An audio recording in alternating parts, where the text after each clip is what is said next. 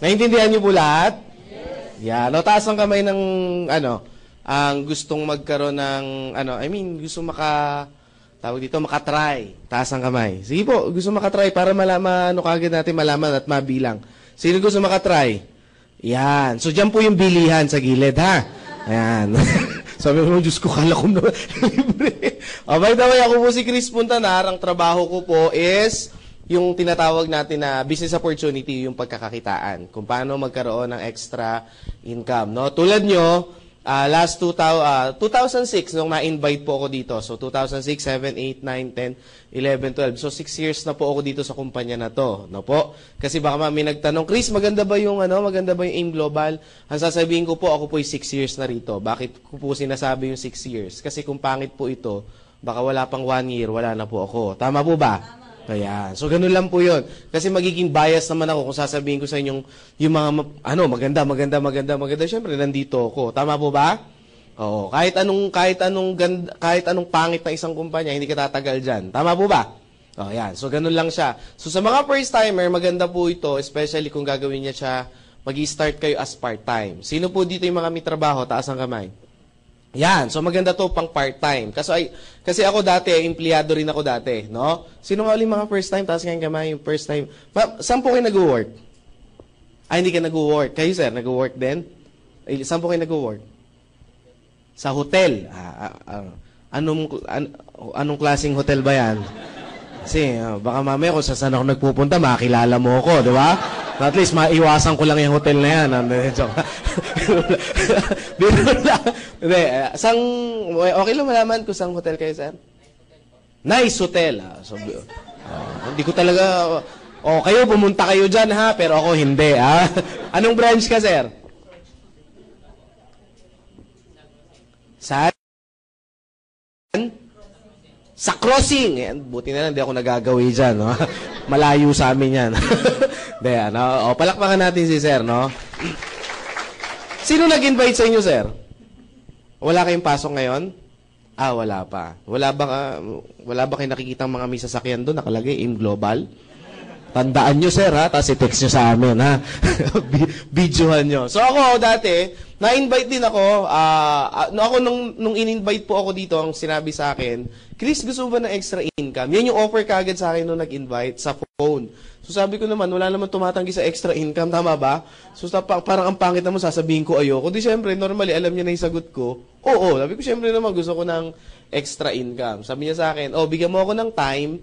Kita tayo sa ganitong araw, ganitong oras, tapos ipakita ko sa iyo yung pwede mong pagkakitaan. Sabi ko, ang problema ko, gusto ko magkaroon ng extra income. Ang problema ko, wala naman akong time. So, ito yung problema ng marami. Tama po ba?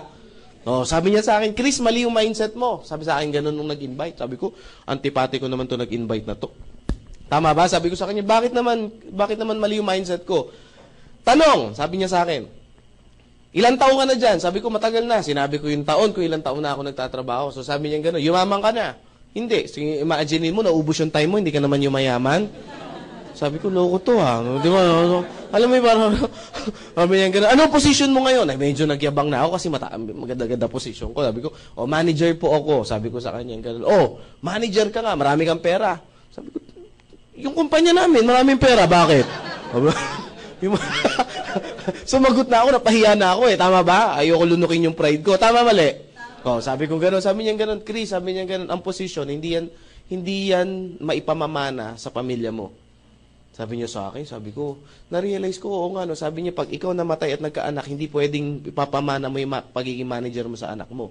Pag namatay ka o tumanda ka, kukuha sila ng bago, mas agresibo, mas bata, at mas magaling sa'yo, at mas gwapo sa'yo. Sabi ko, pwede, at least, di ba? Naramdaman ko, na-appreciate niya ako. So sabi ko, sabi ko, ganun nga. Sabi ko, ganun. Pero sabi ko, sir, sabi ko kasi sa kanya, sir, ang maganda kasi sa position ko, stable na yung kinikita ko. Sabi niya, hindi ko naman tinatanong kung stable Ang ayoko nga sa lahat, stable yung income. Kasi maraming Pinoy, ang mindset, di ba, stable ang income? Sabi ko, hindi, mabuti ang stable ang income. Sabi niya, sige, tingnan ko. Nung January, magkano ang sinahod mo? Ang sahod ko po kasi 18,000 pesos per month. That's January. Sabi niya sa akin ganun. Sabi ko, 18,000. Sabi ko, okay nga. Sabi niya, February, magkano ang sinahod mo? 18,000. Wala naman ako absent, bawal umabsent ang boss. Tama po ba? Ang manager, ang absent, medyo babawiin mo yan. Ha? Sabi ko, sige, March, magkano sahod mo? 18. Sabi ko, okay pala yan April, sabi ko, 18. Sabi ko sa kanya, per month pa rin. Sabi niya, kita mo? 4 na buwan na, hindi nagbabago, stable talaga. Sabi ko, Di ba, masipag ka?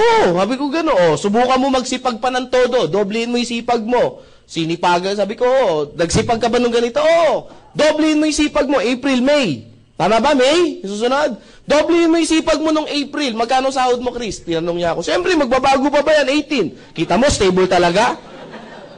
Linisin mo yung kabilang kali nyo. Magkano sahod mo? 18 pa rin. Magpagulong-gulong ka dyan. Magkano sahod mo? 18 pa rin. So, talagang stable yan.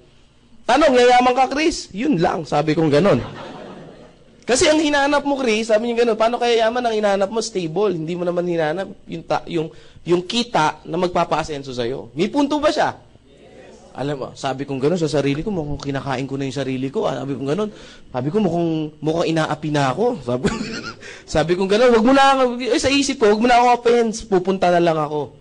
Sabi ko sa kanya, sige, punta na lang ako, gagawa na lang ako ng paraan. Si Sir, kinuha niya yung day off niya. Tama ba? Ako, ginawa ko, nag-leave po ako. Kasi kailangan mag-leave ka Kasi walang day off talaga yung position ko. Sabi ko, Sir, ganyan. O sige, pinayagan. Umattend ako ng seminar. Pagdating ko ng seminar, ganito yung klase ng seminar. Sabi nun sa seminar, papasok, medyo late kami. 1,000,000! Sabi ko, patay. Sabi ko, ano to? 2,000,000! Sabi ko, patay na. Sino gustong yumaman? Nagsisigawan yung mga tao. Sabi ko, patay na to. Ano to nang puntahan kong kulto? Sabi ko, tinitingnan ko, wala akong choice. Tama po ba?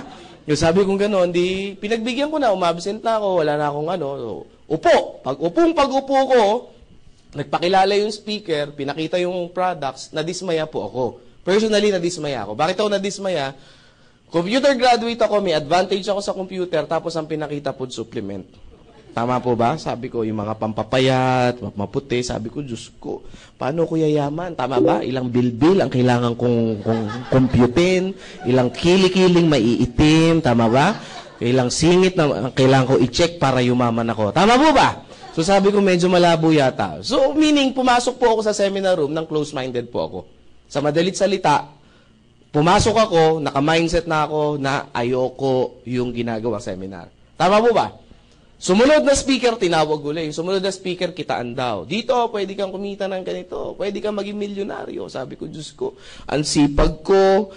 Sabi ko, ang galing ko. Sabi ko, yung talent ko. Sabi ko, never ako. Sabi ko, imposible talaga. Sa hirap ng buhay nga, imposible yumaman. Sabi ko sa sarili ko. Sabi ko, gano'n, niloloko lang ako ng taong to. Sabi ko, gano'n. Tapos, biglang nagsabi siya, ganito po. Wala na. Baliw na rin ako. Bakit? Kinain ko na yung pride ko, may sasakyan siya, ako wala Tama po ba? Sabi ko lang yan itong speaker na to, ganito lang, tapos grabe. Nagsisigaw lang, kumita na ng malaki. Kaya ko rin kayang sumigaw. So yun na po, yung nangyari. Now, after ng seminar, sa madalit salita, sabihin ko na po sa inyo, nag-join ako, hindi? Hindi po ako nag-join sa madalit salita. Bakit po? Na-hype po ako, pero nandun pa rin sa isip ko yung duda. Nagdududa pa rin ako na, pwede bang kumita talaga ng ganong kalaki? Kasi, ang ini-explain sa akin, pwede kang kumita ng at least 1 million, hindi at least pwede kang kumita ng 1 million pesos per month. Parang nakakalaglag pa nga. Ang alam ko sa 1 million per month, kailangan mong tayaan ng maraming beses sa loto yan. Tama po ba? Kung aaten ka sa Wawawi, ilang pila yung aatinan mo. Tama po ba? Ilang bingo yung aatinan mo bago ka manalo ng 1 million. Tama po ba? So sabi ko parang suntok sa buhay niya, sabi ko parang napakadali niya sabihin, pero parang kako sa isip-isip ko, sa katotohanan ng buhay, mahirap gawin. Tama po ba? So sa madalit salita, hindi po ako na-convince. Pero na-appreciate ko yung seminar. Alam niyo, naramdaman nung nag-invite na hindi po ako na-convince. Naramdaman niya pag pinakawalan niya ako, hindi na ako magpapakita uli. Maliwanag po ba? Tingnan niyo yung mga katabi niyo. Yan ba yun? Yung mga ganyan, yung mga tipong pag pinakawalan niyo, hindi na magpapakita muli. Yan, ha? So, nung naramdaman nung invite ko, na sabi niya, mukhang hindi na-convince, Sabi niya, Chris, mag-coffee muna tayo. So, nag-coffee po kami. Nag-start kaming mag-coffee. Natapos kasi yung seminar. Buti nga ngayon, medyo maaga. Noong time na yon, natapos kami 10 p.m. yung seminar. Ganyan po. Yung mamaya, 10 p.m. yata matatapos yan Hindi ngayon ha, yung mamayang susunod. Baka mamaya mag-uwian kayo bigla ha. Ano lang tayo, dapat alas 5, siguro kaya natin to mga 5:30 tapos ako. Maliwanag ha? Okay lang ba sa inyo yun? Ayan ha, 5:30 ng maga ha. Ayan. Joke ha. Nag-start kami mag-coffee 11 p.m. Alam niyo po ba kung ano oras kami natapos? 3 a.m. ng madaling araw. Sabi ko, wala, matindi. Alam niyo po ba, after ng 3 a.m. na yan, nabuang po ako. Hindi ako makatulog. Pag uwi ko ng bahay, 4 a.m. 4 a.m. uwi ko ng bahay, alas 5, kailangan ko gumising kasi papasok ako. Pero nung time na yun, hindi na ako natulog kasi hype na hype ako. Alam mo yung power na power, parang nagising yung natutulog mong pangarap. Ang tanong ngayon, ano yung in-explain sa'yo nung tao na yun? At sino ba yung tao nag-explain na yun? Yung taong nag-invite sa akin na hindi po ako pinakawalan ng pangalan po, Dr. Eduardo Cabantog. So, kilala nyo na. Pag hindi pa ako na-convince, ewan ko na lang, tama ba? So, kasi it's churchmate ko kasi siya. Sabi niya sa akin, tignan mo lang, alam niyo po, alas 3 ng madaling araw nung binitawan niya ako, parang hindi ako makatulog, parang hindi ako puyat, parang hindi ako pagod. Talagang sabi ko, hindi ko pwedeng hindi pakawalan. Ang tanong, ano yung in-explain sa akin ni Doc? Pakita ko po sa inyo. 2 paraan daw kung paano tayo gumagawa ng pera dito sa Pilipinas. Dito muna sa Pilipinas, huwag na tayo lumayo. Ha? Dito sa Pilipinas. 2 paraan. Pagka-graduate sa school, sino yung mga estudyante rito? Taas ang kamay. Yan, konti nagtaas ng kamay. Sino yung mga naging estudyante dito? Taas ang kamay. Sige. Kahit kindergarten, sige lang, magtaas lang. Ang importante, nakaranas mag-school. Sige po. Yung iba, hindi nyo inabutan? Nag-school ba kayo? Ayan. Okay ha. Ang tanong ngayon sa mga estudyante at mga naging estudyante, pagka-graduate ng school, ano ang unang-unang option? Pagka-graduate sa school ng college? Maghanap ng trabaho, mag-empleyado. Ang tanong, bakit? Para kumita ng pera. Tama po ba? Yung isa naman ang option is magnegosyo. Tama po ba? Pag may kapital o may konting kapital, magninegosyo. Tama po ba? Ang tanong, bakit hindi nagninegosyo? Walang pera. Ulitin ko ang tanong ha. Bakit employment yung unang hinahanap natin? Para kumita ng pera. Pag kaya lang sagot nyo, ibig sabihin, mas maraming pera ang empleyado kaysa sa negosyante. Kasi mas kumikita to ng pera eh. Tama po ba? May sumagot kanina, sabi niya, yes, mas kumikita to ng pera kaysa dito. Tama po ba? Kaya mas maraming sasakyan nito kaysa dito. Tama po ba? Mas malalaki ang bahay nito kaysa dito. Tama po ba? Ang tanong, uulitin ko yung tanong, bakit employment yung una nating hinahanap? Walang tama, walang maling sagot, huwag kayong matakot. Para ma-realize nyo lang, bakit ba ito yung hinahanap natin? Sige po, sa mga first time lang. Para magkaroon ng pera. Kasi sa negosyo, walang pera eh. Tama po ba? Wala to, mga taong to, walang mga palaboy na to, itong mga tao na to. Kawawa itong mga tao to, walang pera. Tama po ba? Hindi. Ay, si ma'am papasok. Ma'am, sige. Ay, walang ano ha. Okay lang yan, magkakatuwaan lang tayo. Sige ma'am, ano po yung sagot niyo po? Sige po.